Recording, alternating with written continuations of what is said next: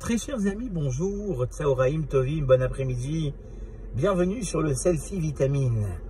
L'histoire que je vais vous raconter se passe avec une personne qui n'avait pas du tout les moyens, quelqu'un qui vivait très très juste, mais qui, tant bien qu'il n'avait pas les moyens, il avait cette habitude précieuse de laisser tout le temps sa maison ouverte. À n'importe quelle heure du jour, à n'importe quelle heure de la nuit, il recevait des gens avec le peu qu'il avait. Et sa réputation, très chers amis, a très vite fait d'arriver aux oreilles de la ville, aux oreilles du Rav de la ville, qui voulut se rendre compte par lui-même de la tzidkout, de la piété de cet homme, qui finalement n'avait pas grand-chose, mais qui partageait tout ce qu'il avait avec les nécessités de la ville. Et voilà que le Rav arriva justement dans la maison de cet homme, et très rapidement fut reçu avec beaucoup de respect. Et cette personne qui n'avait pas de grands moyens, quand elle amena l'assiette au Rav, pour lui aussi être reçu à table, il eut beaucoup d'émotion de voir que c'était le Rav de la ville qui était assis. Et en amenant l'assiette, il me murmura quelques paroles. Alors, l'homme intéressé de savoir, le Rav intéressé de savoir qu'est-ce que murmurait cette personne, lui demanda: que dis-tu? Il dit: aujourd'hui, ce que je propose au Rav, c'est une soupe avec du blé et de l'orge. Je prie Dieu pour qu'il me permette de rajouter dans cette soupe aux pauvres et à ceux qui viennent à ma table de la viande, des pâtes, que je puisse donner plus que ce que j'ai. Le Rav était tellement ému de cette prière qu'il bénit cette personne, qu'elle puisse accéder à une richesse exceptionnelle. Eh bien, c'est ce qui se passa. Quelques années plus tard, cet homme accéda à une richesse exceptionnelle. Mais malheureusement, cette richesse lui fit très rapidement oublier qui il était avant.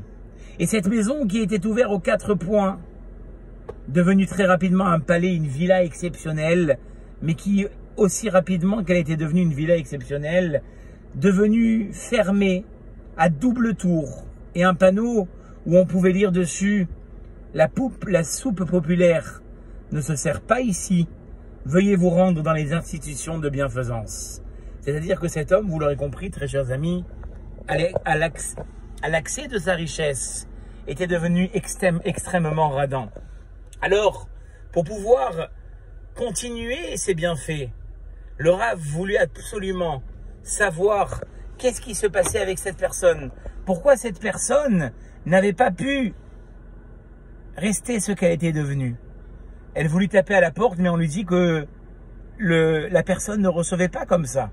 Et finalement, elle décida de se présenter quand même. Le Rav dit: je veux voir cette personne. Très bien, on va lui faire savoir de votre venue. Et donc le Rav rentra s'asseoir, et quand il s'est assis, il vit descendre une personne avec un costume, cravate, nœud de papillon, tout ce qu'il fallait, l'accoutrement d'un riche. Et il lui dit: j'ai une question à te poser. Comment ça se fait? Comment ça se fait que tu es devenu celui que tu es devenu? Ne laissant pas répondre la personne, il dit: mais avant, j'ai une autre question à te poser. Sais-tu quelle est la différence entre une glace et une vitre? Il dit: Rabbi, c'est simple à répondre.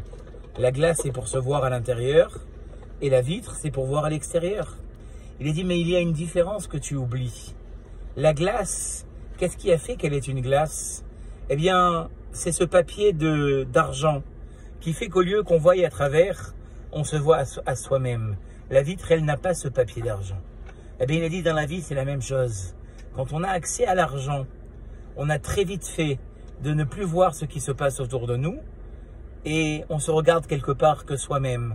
Ce papier d'argent, cette richesse, elle fait ce qu'on oublie autour de nous. Elle fait qu'on oublie ceux qui sont autour de nous. Voilà peut-être le moral de cette histoire, très chers amis, dans ce Selfie Vitamine. C'est finalement de se dire, très souvent on aspire à l'argent. Mais est-ce que nous serions capables, à la réception de cet argent, de rester les mêmes? Ah, si j'étais riche, mais qu'est-ce que je deviendrais? Peut-être que ce que j'ai aujourd'hui, c'est ce que finalement, c'est ce qu'il me correspond. Je vous dis à très bientôt pour un selfie vitamine.